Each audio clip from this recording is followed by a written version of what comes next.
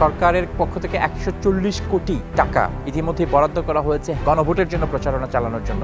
সেটা নিয়ে কিন্তু জাতীয়ভাবে আমরা এত প্রচারণা লক্ষ্য করছি না। আপনার কাছে কি মনে হয় যে গণভোটের প্রতি মানুষের আগ্রহ আছে? গণভোট নিয়ে তারা যদি কনসেপ্টটা ক্লিয়ার করতেন বেশি করে, সেটা তো যথার্থ ছিল।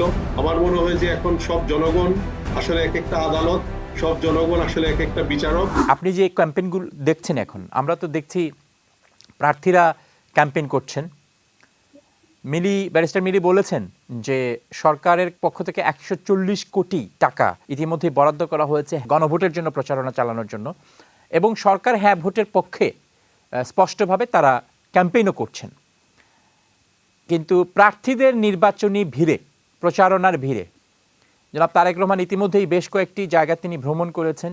স্থানীয়ভাবে প্রত্যেক প্রার্থী তাদের দলের জন্য, নিজেদের জন্য ক্যাম্পেইন করছেন। এত কিছুর ভিড়ে আপনার কাছে কি মনে হয় যে গণভোটের প্রতি মানুষের আগ্রহ আছে? আর যাদের আগ্রহ আছে তারা নিশ্চিতভাবে জেনে শুনে বুঝে এই গণভোটে তাদের ভোটাধিকার তারা প্রয়োগ করতে পারবেন? ধন্যবাদ। গণভোট নিয়ে আপা যেটা বললেন সেটা নিয়ে আসলে অনেক সংশয় রয়ে গেছে, তো আপনিও যথার্থই বলেছেন। আমরা দেখতে পাচ্ছি আসলে প্রত্যেকটি আসনে বা যেভাবে ক্যাম্পেইন হচ্ছে, প্রত্যেকটা প্রার্থী আসলে তার নিজের এক্সিস্টেন্স নিয়েই সে তার ইলেকশন ক্যাম্পেইন নিয়ে ব্যস্ত রয়েছেন। এটার সাথে সাথে গণভোটের যে স্পিরিট থেকে গণভোটটা চলে আসছে, বা যেটার জন্য আসলে একটা ওপেন অপিনিয়ন যাচাইয়ের জন্য যেটা আসছে, সেটা নিয়ে কিন্তু জাতীয়ভাবে আমরা এত প্রচারণা লক্ষ্য করছি না। বিশেষ করে আমরা সাবার্ব গুলাতে যখন যাওয়া হয় তখন দেখা যায় যে তারা রিয়েলি কনফিউজড। আর যারা শহরে যারা আছে তারা হয়তো একটু তাদের এই পারসেপশনটা ক্লিয়ার আছে, কনসেপ্টটা ক্লিয়ার আছে তাদের। কিন্তু এটার মধ্যে আবার আমরা সরকার পক্ষ থেকেও দেখতে পাই পরিষ্কার হার পক্ষে তারা প্রচারণা করছেন। তাহলে তো গণভোটের প্রয়োজন ছিল না। গণভোট নিয়ে তারা যদি কনসেপ্টটা ক্লিয়ার করতেন বেশি করে, সেটা তো যথার্থ ছিল।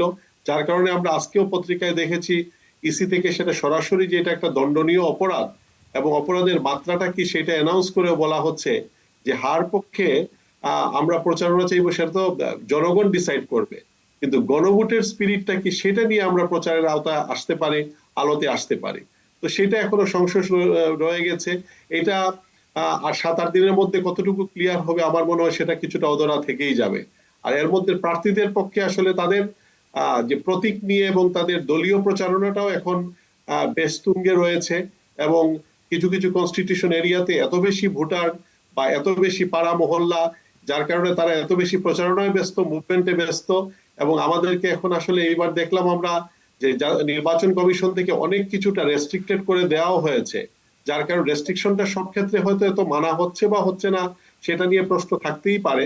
কিন্তু আমরা দেখতে পাই এটার জন্য কিন্তু আসলে পিপুলস এঙ্গেজমেন্টটাও আরো বেশি স্বতঃস্ফূর্ত হওয়া উচিত ছিল। কিন্তু বিভিন্ন ইনভলভমেন্টের কারণে 18 বছর পরে আমরা যেটাকে একটা ফেস্টিভ্যাল মুডে আশা করতেছিলাম, এখনো সেটা আমরা পুরোপুরি লক্ষ্য করতে পারিনি।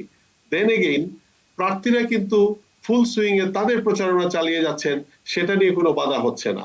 তবে একটা কথা বলতেই হয় যে যেটা আমাদের ব্যারিস্টার নাসরিন আপা বললেন যে অনেক জায়গায় কালারফুল প্রমোশনাল ম্যাটেরিয়ালস এর ইয়েটা উনি দেখতে পাচ্ছেন, এটা সব জায়গায় হয়তো সত্য নয়।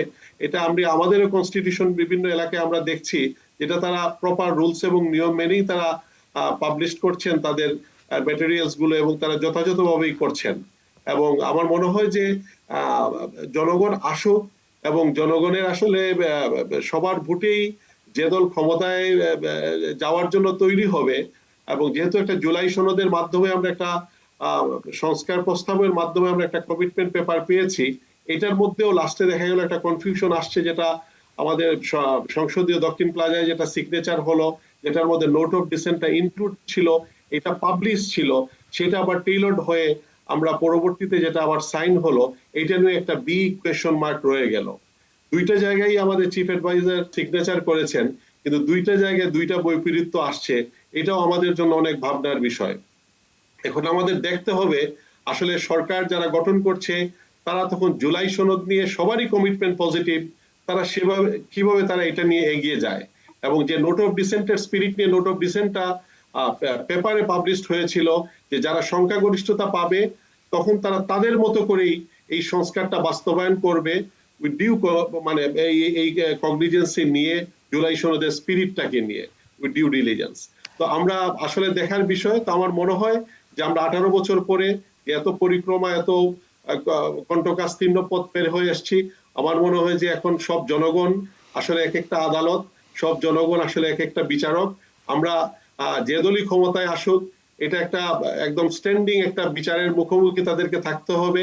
এবং আমাদের লাস্ট ফ্যাসিস্ট সরকারের পতনের মাধ্যমে এই পুরো জাতীয় দেখেছে, সবার এই লেসনটাও হয়েছে যে আসলে মানে সবার পরিণতি কি হতে পারে। তো আসলে পরিণতির দিকে লক্ষ্য করে আমরা একটা ভালো সরকার আশা করি। দেশ পরিচালনার জন্য একটা অবশ্যই একটা স্ট্রং আমরা একটা অ্যাডমিনিস্ট্রেশন আশা করি।